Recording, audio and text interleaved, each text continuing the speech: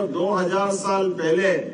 इस बात के लिए इकबाल ने कहा है कि कुछ बात है कि हस्ती मिटती नहीं हमारी,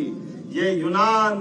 रोम, मिस्र मिट गए जहां से, ये हमारे लिए सौभाग्य की बात है। आक्रांता जातियों ने जब देखो तब भारत की इस मान मर्यादा के लिए लोभ से, लालच से, संस्कृति को अलग प्रकार से देखने के कारण से हर काल में इस संस्कृति को चुनौती दी। और हम भाग्यशाली हैं, सौभाग्यशाली है, यहाँ के वीरों ने, महापुरुषों ने अपने इस काल को हमेशा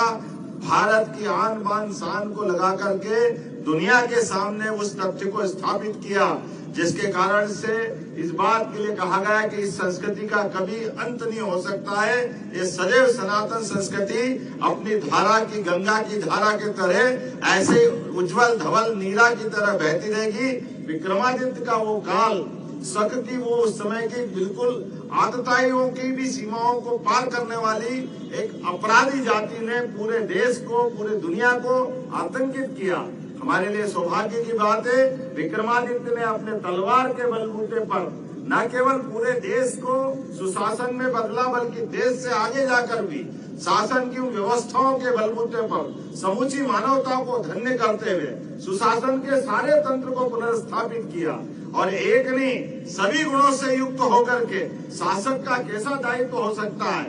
वीरता,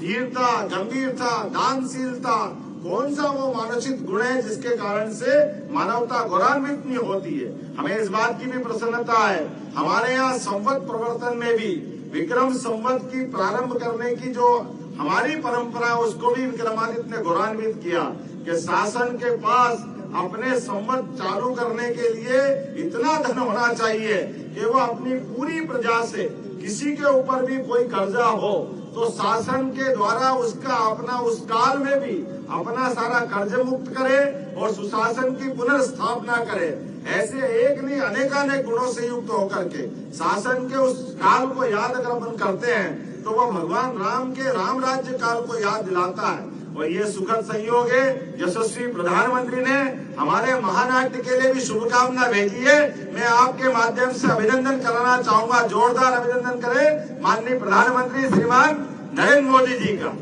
जिन्होंने उस काल के शासन काल को याद करते हुए सम्राट विक्रमादित्य के उस शासन के प्रति अपनी शुभकामना भी दी है। मध्य प्रदेश सरकार को भी बधाई दी है कि अतीत के उस विरासत के गौरवशाली पृष्ठ को हम जब पुनः यहाँ जीवंत होते देखेंगे तो हमको अपने पुरखों पे भी गर्व होगा, शासन के उन तंत्रों को देख करके आत्मविश्वास की भी वृद्धि होगी। आज के इस दौर में हमारे लिए वही वापस समय आता दिखाई दे रहा है कि जब गरीब से गरीब आदमी के लिए भी यशस्वी प्रधानमंत्री के नेतृत्व में सभी राज्य सरकारें माननीय प्रधानमंत्री जी की भावना के अनुसार गरीब आदमी को उनका अपना मकान मिले, अनाज मिले, शिक्षा पढ़ने के लिए सभी प्रकार की अनुकूलता दे, शासन के अपने सभी विभागों को दक्षता के साथ दुनिया का सबसे सक्षम, सबल और अमृत काल में तो भारत परमात्मा की दया से वहां जाएगा जहां से हजारों साल से उसका स्थान था। तो मैं मान के चलता हूं, जब विरासत से विकास की ओर की बात आती है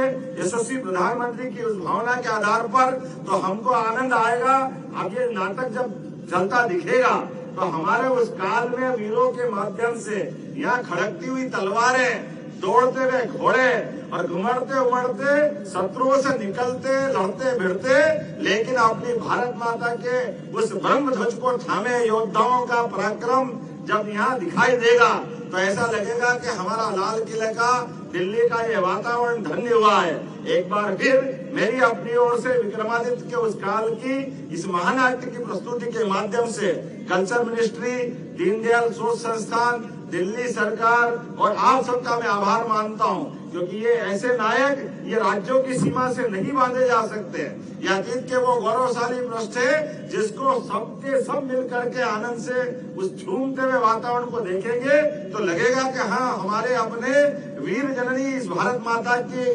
कोख से ऐसे ऐसे महावीर पैदा हुए। मेरी अपनी ओर से आज के इस अवसर पर मध्य प्रदेश सरकार की ओर से मैं पुनः हमारे मंचस्थ सभी अतिथियों का स्वागत करता हूं, अभिनंदन करता हूं। और एक बार फिर मैं माननीय महामहिम राज्यपाल और सभी मान्य अतिथियों का आभार मानता हूं जिनने समय दे करके हमारे इस प्रस्तुतिकरण के लिए हिम्मत दिखाई। मेरी अपनी ओर से पुनः आपका आभार।